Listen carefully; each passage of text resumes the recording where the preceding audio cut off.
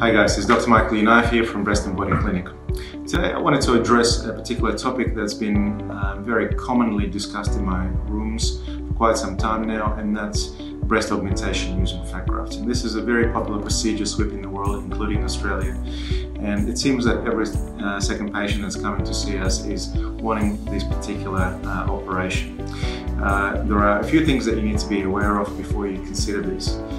One thing for starters is that you need to have enough fat to be able to, for us to harvest from your body, that then we can process that fat and then re-inject it back into the breast to increase or enhance the size of the breast. Now, people often may think that there are significant deposits around various parts of the bodies that they don't like, perhaps. However, we do need to assess it, and it's often not as much as you think. We do really sort of aim for about 300 cc's of fat per breast in a single injection to be able to kind of notice a reasonable size difference in the breast afterwards. Sometimes we need to do multiple sessions of fat grafting, so first, second, or maybe even a third session. And the reason we space it out because not all the fat survives in the first procedure. You will lose probably about 50% of the volume initially, and then we top that up in each stage, and it increases more and more.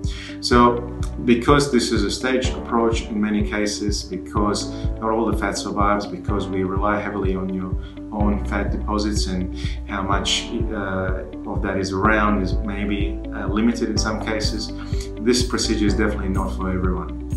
So it's important to assess this and have a good discussion about, well, are you a suitable candidate? Are you likely to get a good result? The other thing I might say is that this is a great procedure for women who have all of those things that I've said, but also women who have already a good shape of the breast. If you're reshaping the breast, then it's not always a good procedure to go along with that, and other options may be necessary up front, and then perhaps that could be done as a secondary procedure. So it does depend on what the goals of the operation are. There are many pluses, of course, to fat. It comes from you, it's not synthetic, it's not man-made, it doesn't need to be revised, and it avoids all the implant complications that you all know about. So there are many pluses about it, and certainly the excitement is there. However, we still really don't know long-term results.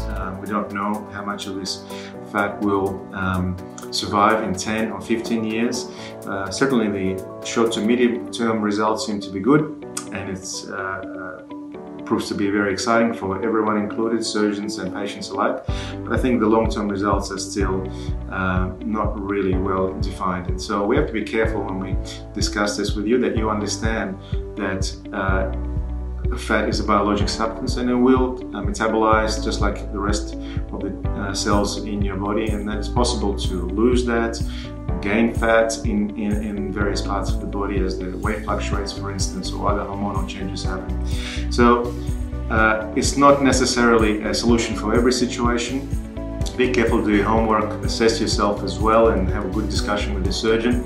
But it's certainly very exciting, and we're very keen on having this conversation with many of our patients. Sometimes you may be suitable, sometimes we will counsel you against it, or we will consider other options, or perhaps we will postpone procedures until a little bit later. So it's not necessarily that we won't do it, but I think we need to make sure that you are understanding of what it is that you're getting into.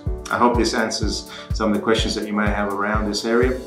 Feel free to ask us as usual, write to us or email us, and we'll cover any of your questions in the next blog. Have a lovely day.